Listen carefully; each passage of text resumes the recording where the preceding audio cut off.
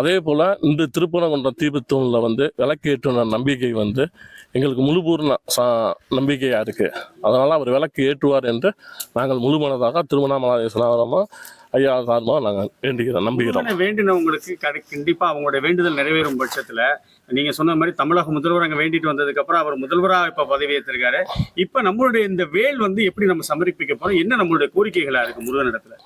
அதாவது தீபத்தூண் வந்து நம்ம வந்து விளக்கு ஏற்றணும். கார்த்திகை தீபம் அந்த வருடம் கண்டிப்பாக விளக்கு ஏற்றணும்ன்ற கோரிக்கை நம்பிக்கையை வச்சு நாங்கள் அவங்க வேலை சமர்ப்பிக்கிட்டோம். வேலுக்கே உகந்த முருகப்பெருமான், முருகனுடைய அறுபடை வீடுகளில் முதல் படை வீட்டில் மலை மீது தீபம் ஏற்றப்படுமான்னு ஒரு கேள்வி எழுந்துகிட்டு இருக்கக்கூடிய வேலையில் நம்மளுடைய இந்த நிகழ்வு அடுத்த நகர்வு என்ன மாதிரியா இருக்கும்? ஐயா சொல்லுங்க.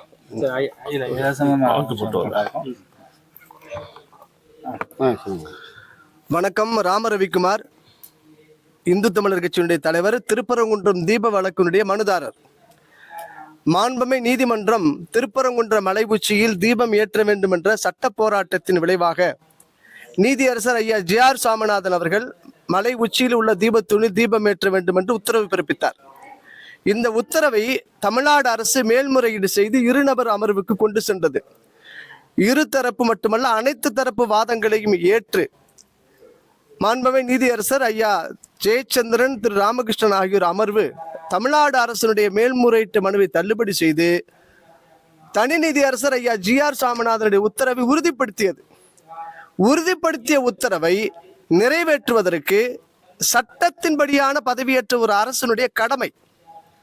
திராவிட முன்னேற்ற கழக அரசு, திமுக அரசு தீபம் ஏற்ற வேண்டும் என்ற உத்தரவை ஏற்காமல் புறக்கணித்து இந்துக்களை அவமதித்ததன் விளைவாக பெருமையான தோல்வியை தழுவிச்சு திமுக அரசு. இந்த அரசாங்கம் மாறுச்சு, நாங்களும் மாற்றம் வந்துரும் சொல்லி மக்கள் வாக்களிச்ச பிறகு திரு விஜய் தலைமையிலான இந்த அரசு வந்திருக்கு. வரக்கூடிய கார்த்திகை மாதம் தீபம் ஏற்றுவாங்கன்னு நாங்க நம்புறோம். கடந்த வழக்கு விசாரணையின் போது தமிழ்நாடு அரசுடைய நிலை என்ன, நீதிமன்ற அவமதிப்பு வழக்குகள் எல்லாம் ஒருபுறம் இருந்தாலும் கூட தீபம் ஏற்றக்கூடியது என்பது ஒரு சாதாரண நிகழ்வு. இதுல வந்து கவர்மெண்ட்டையே இவ்வளவு அடமெண்டா, இவ்வளவு அரகண்டா நடக்குதுன்னு நீதியரசர் கேட்டாங்க.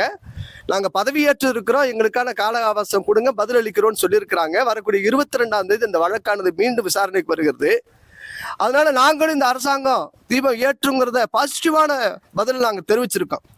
இதற்கிடையில திருப்பரங்குன்றம் சட்டமன்ற தொகுதியில ஜெயிச்சு மந்திரியான பிறகு மின்சாரத்துறை மந்திரியா இருக்கக்கூடியவர் மேல விளக்கு ஒளிரணும்னு சொன்னா இல்ல 2 வருஷத்துக்கு முன்னாடி என்ன நடைமுறையோ 10 வருஷத்துக்கு முன்னாடி என்ன நடைமுறையோ அதைத்தான் செய்வோம்னு சொல்லி நீதிமன்றத்தை அவமதிக்கும் வகையில பேசுறாரு.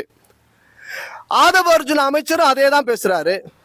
அப்ப திமுகவுக்கு மாற்று நாங்க தாவேக்கா அப்படின்னு கொண்டு வந்தா இது மாற்று அரசாங்கம் இல்லை, இது ஏமாற்று அரசாங்கமா இருக்கு. சட்டத்தின்படி நீங்க அமைச்சர்கள் பேசக்கூடியவங்க நீதிமன்றத்தை அவமதிக்கக்கூடிய வகையில பேசக்கூடாது. அதை நீங்க தைரியம் இருந்தா நீதிமன்றத்துல இந்த அமைச்சர் நிர்மல்குமார் நீதிமன்ற உத்தரவை நாங்க மதிக்க மாட்டோம்னு சொல்லுவாரா? ஆதவர்ஜுனா சொல்லுவாரா? இந்த கம்யூனிஸ்ட், காங்கிரஸ், விடுதலை சிறுத்தை இந்த பொய்க்கால் முட்டு கொடுத்து ஆதரிச்ச காரணத்தினால பெரும்பான்மை மக்களுடைய உணர்வுகளை மதிக்காமல் துச்சமன மிதிக்கக்கூடிய இந்த அரசை நாங்கள் நீதிமன்றத்தின் வழியாக சட்டத்தின்படி நிச்சயமாக எதிர்கொள்வோம். ஆனால் இருக்கக்கூடிய உத்தரவுக்கு தடையாக இருக்கக்கூடிய அந்த எதிர்வினை சக்திகள் அமைதியாக வேண்டும், எதிராக இருக்கக்கூடாதுங்கிறதுக்காக நாங்கள் இன்னைக்கு வேல் வழிபாடு செஞ்சிருக்கிறோம். எதிரிகளை அழித்து வல்லமை கொடுக்கக்கூடிய அந்த வேல் சுப்பிரமணிய சாமி கடவுளுக்கு திருப்பரங்குன்றத்தில் சமர்ப்பிக்கப்படும். அனைத்து மக்களுக்கும் சமமாக இருப்போம், என்னது எல்லா உயிருக்கும், அப்படி பிறப்புக்கும் எல்லா உயிருக்கும் சொல்லி முதலமைச்சர் விஜய் சொல்றாரு. ஆனா இந்துக்களுடைய உணர்வுகளை மிதிக்கக்கூடிய போக்கு செய்வது என்பது ஏற்புடையது அல்ல. திரு அறநிலையத்துறை அமைச்சர் என்ன சொல்றாரு, ரொம்ப டிப்ளமேட்டிக்கா அவர் எஸ்கேப் ஆயிட்டார். அவர் எஸ்கேப்ல சரியா சொல்லிருக்கிறார், எங்களுடைய வேலை அட்மினிஸ்ட்ரேஷன் ஒர்க் தான் சொல்லிருக்கிறார்.